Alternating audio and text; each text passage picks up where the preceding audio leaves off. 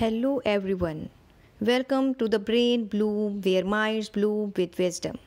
I am Sumaya Rafiq, your lecturer, and today we are going to discuss about chapter number 14 of communication skill. The chapter number 14 is about CV and job application. इसके content से ही जाहिर हो गया है कि ये आपके लिए कितना ज़रूरी है। और CV एंड जॉब एप्लीकेशन के अंदर हम दो चीज़ों को डिस्कस करने वाले हैं। फर्स्ट वन है ट्रांसलेशन स्किल्स को कैसे यूज़ करना है, और उर्दू टू इंग्लिश जो है हमने अपने जो पॉइंट ऑफ व्यू हम CV में या जॉब एप्लीकेशन में लिखने जा रहे हैं उसको उर्दू टू इंग्लिश कैसे करना है। तो ये ट्रांसलेशन स्किल्स और ख़ास तौर पे उर्दू से इंग्लिश के स्किल को हम सीखेंगे इसमें। Learn how to create a professional CV and job application to stand out to employers के employers के सामने खड़े होने से पहले हमें हर चीज़ के बारे में क्लियर अंडरस्टैंडिंग हो। उर्दू टू इंग्लिश और ट्रांसलेशन स्किल्स को हमने कैसे यूज़ करना है। पहले हम डिस्कस कर लेते हैं कि CV क्या है और उसकी इम्पोर्टेंस क्या है, फिर हम आएंगे अपने कंटेंट की तरफ कि ट्रांसलेशन स्किल्स और उर्दू टू इंग्लिश को हमने किस तरह कवर अप करना है। So what is a CV? A CV Curriculum vitae, CV stands for Curriculum vitae, is a detailed document that outline your education, experience, specifically work experience, skills and achievements. It serves as your personal marketing tool to showcase your qualifications and experience to potential employer. कि potential employer जिसके पास आप job के लिए जाने लगे हैं उसको आपने शोकेस करवानी है अपनी क्वालिफिकेशन और एक्सपीरियंसेस कि आप कैसे फिट हैं उसकी ऑफ़र की हुई जॉब के लिए। So why is a CV important? Curriculum vitae is important because first impression matters. CV is often the first impression you make on an employer. Showcase your skills and experiences to highlight your qualifications and experiences. Professionalism. It presents you as a professional and organized. It helps you to stand out, differentiate yourself from other candidate. First content इसका है translation skill. अब translation skill को हम इससे इसलिए relate कर रहे हैं कि CV और जॉब एप्लीकेशन को हम पहले भी डिस्कस कर चुके हैं कि CV क्या है, उसको लिखना कैसे है, उसमें कौन कौन से कंटेंट्स जो हैं, कौन से मेन हेडिंग्स जो हैं शामिल होंगी, ठीक है। और यहाँ भी मैंने आपको इमेज शो करा दी है जिससे आपको मज़ीद क्लियर हो जाएगा कि हमने क्या क्या चीज़ें इसमें शामिल करनी है। अब ट्रांसलेशन स्किल जो है वो क्या है? Translation skill is a process of converting written text from one language to another, कि किसी लिखी हुई लैंग्वेज को, ज़ुबान को किसी और ज़ुबान में ट्रांसफ़र करना, इसको हम कहते हैं ये ट्रांसलेशन है या ट्रांसलेशन का प्रोसीजर है या प्रोसेस है। Having good translation skill is essential for various task specially when detailing और इंटरनेशनल डॉक्यूमेंट्स, जब आप डील कर रहे होते हैं किसी इंटरनेशनल डॉक्यूमेंट्स में, और फिर communicating across different language barriers. अब देखें बाहर से कोई ऐसा डॉक्यूमेंट आ गया है जो किसी और लैंग्वेज में है, इंग्लिश में है, और आपकी जो लैंग्वेज है वो तो उर्दू है, या आप किसी और को वही एप्लीकेशन या लेटर समझाना चाह रहे हैं जो बाहर से आया है, इंग्लिश में है, तो आपको उसको पहले किस में ट्रांसलेट करना पड़ेगा? उर्दू में। तो ये होती है translation skill. Here is how you can develop strong translation skills. Key steps क्या हैं ट्रांसलेशन स्किल के? फर्स्ट वन है अंडरस्टैंड द सोर्स टेक्स्ट, कि जिस टेक्स्ट में लिखा गया है पहले उसको अंडरस्टैंड करें। Before you start translating make sure you fully understand the meaning, context and tone of the source text. जिस टेक्स्ट जहाँ से लिखा हुआ आया है उनके बारे में आप सब कुछ जानते हैं, उनकी मीनिंग, उनके कॉन्टेक्स्ट, हर चीज़ से आप अवेयर हैं, तो तभी आप अच्छी ट्रांसलेशन कर सकते हैं। If something is unclear do research और आस्क फॉर क्लैरिफिकेशन। अगर वहाँ कोई मिसअंडरस्टैंडिंग है, कोई चीज़ अनक्लियर है, तो आप उसके लिए डिक्शनरी देख सकते हैं दोबारा वहाँ से, जहाँ से लेटर या वो रिटन मटेरियल आया है, डॉक्यूमेंट आया है, आप उससे पूछ भी सकते हैं क्लैरिफिकेशन के लिए। For example, if translating a technical document ensures you understand all the technical terms. अगर बैंकिंग कोई लेटर आया है तो आपको उसकी टर्मिनोलॉजीज़ के बारे में पता होगा, या फिर वापडा से कोई लेटर आया है आप उनकी टर्मिनोलॉजीज़ का पता होगा, तभी आप उसको इजीली ट्रांसलेट कर सकते हैं। Use simple language, keep the translation clear and easy to read, avoid overly complex sentences और वोकेबलरी अनक्लियर, एब्सोल्युटली अननेसेसरी। जब आपके लिए ये ज़रूरी हो जाए कि आपके लिए वोकेबलरी और सेंटेंस स्ट्रक्चर ज़्यादा टफ हो रहा है तो आप उसको लेफ्ट कर दें, ईजी यूज़ करें।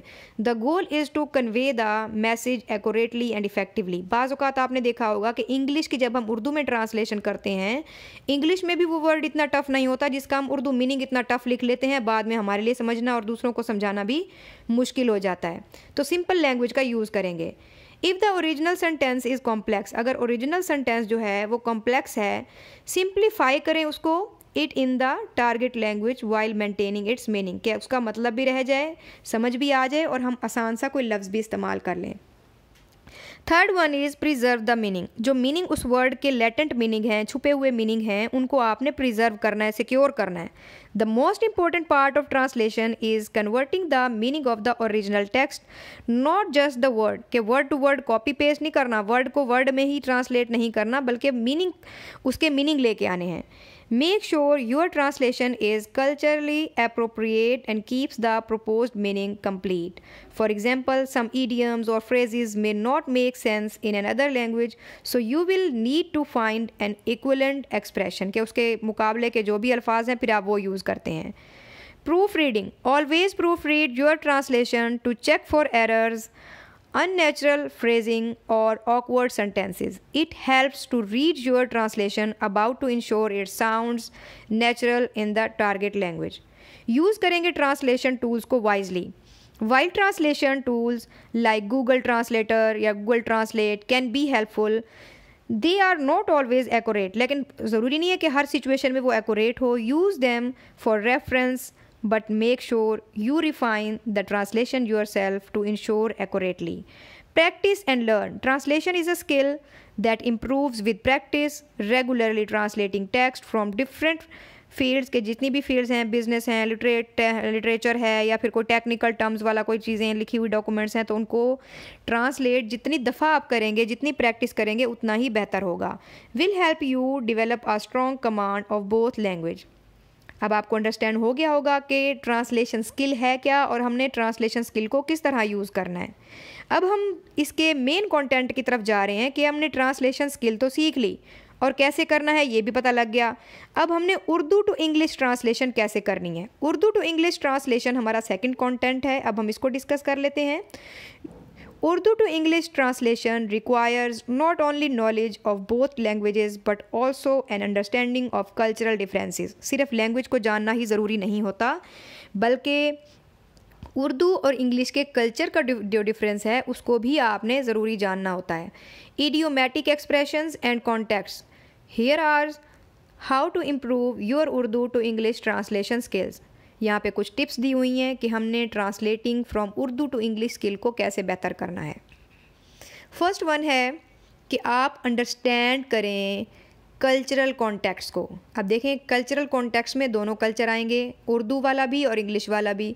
सम उर्दू फ्रेजेस और expressions may have specific cultural connotations that don't translate directly into English. कुछ ऐसे अल्फाज उर्दू के होते हैं जिनको हम डायरेक्टली इंग्लिश में ट्रांसलेट नहीं कर सकते, तो फिर हम उसके नियर अबाउट वर्ड लेके आते हैं या फिर उन एक लफ्ज़ के लिए हमें बाकायदा पूरा जुमला भी लिखना पड़ सकता है उसको एक्सप्लेन करने के लिए।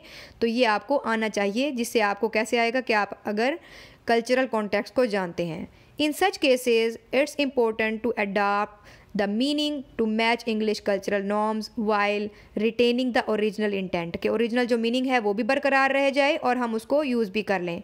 अब देखिए एक लफ्ज़ है खुदा हाफिज़, ठीक है। अब खुदा हाफिज़ को हम एज़ इट इज़ इंग्लिश में नहीं जाके लिख सकते, तो हमने लिखते हैं, अब खुदा हाफिज़ का मतलब जो है इंग्लिश में वो है गॉड बी विद यू, कि अल्लाह आपके साथ हो या अल्लाह आपका हामी व नासिर हो। कैन बी ट्रांसलेटेड एज, इसको आप इस तरह ट्रांसलेट कर सकते हैं गुड बाय और take care, depending on the context. ये जो कॉन्टेक्स्ट है उसमें आप या तो गुड बाय लिख दें या टेक केयर लिख दें। अब वर्ड ऑर्डर क्या है, अब देखिए आपने गौर से इन चीज़ों को सुनना है ताकि आप एक भी पॉइंट मिस ना करें।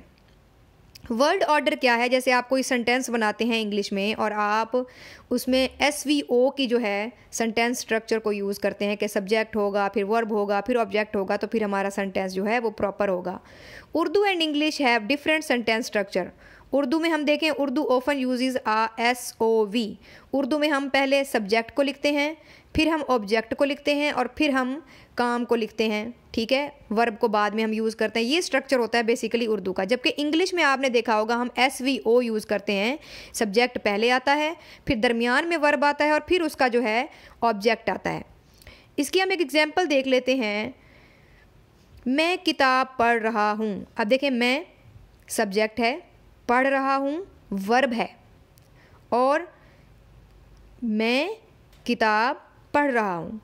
Got it. मैं हूँ, फिर किताब है, मीन्स पहले सब्जेक्ट है, फिर ऑब्जेक्ट है, क्या पढ़ रहा हूँ, किताब पढ़ रहा हूँ, और फिर लास्ट में काम है कि पढ़ रहा हूँ, वर्ब बाद में आया है। जबकि हम अगर इंग्लिश में ट्रांसलेट इसको करते हैं तो हम लिखते हैं I am reading the book. अब देखिए, रीडिंग मिडल में आ गया, सब्जेक्ट और ऑब्जेक्ट के दरमियान में हमने यहाँ पे वर्ब लिखा, तो इसका वर्ड ऑर्डर है SVO, जबकि उर्दू में SOV। Okay.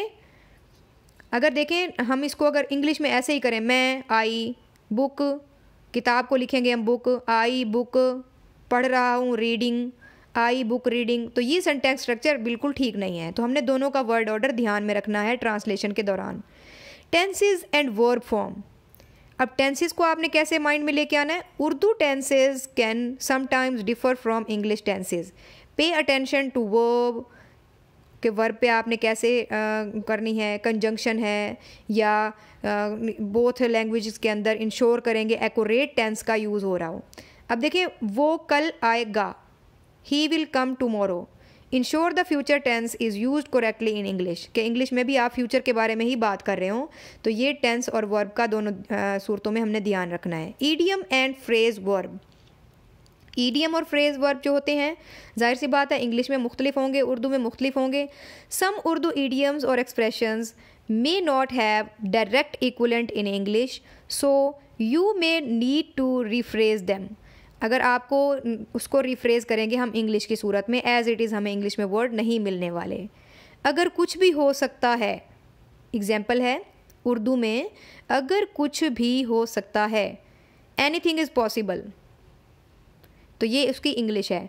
Can be translated directly, but keep in mind the idiomatic expressions in both languages might need adjustment। सिर्फ एडजस्टमेंट की ज़रूरत होती है, एज इट इज़ वर्ड हमें नहीं मिलेंगे। Use of articles. Urdu does not use articles a and the way English does. जैसा कि इंग्लिश में यूज़ होते हैं कि हम उसको आर्टिकल्स को यूज़ करते हैं, जबकि उर्दू में नहीं हो सके। Be mindful of article placement when translating. मैं डॉक्टर हूँ, I am doctor, should be translated as I am a doctor.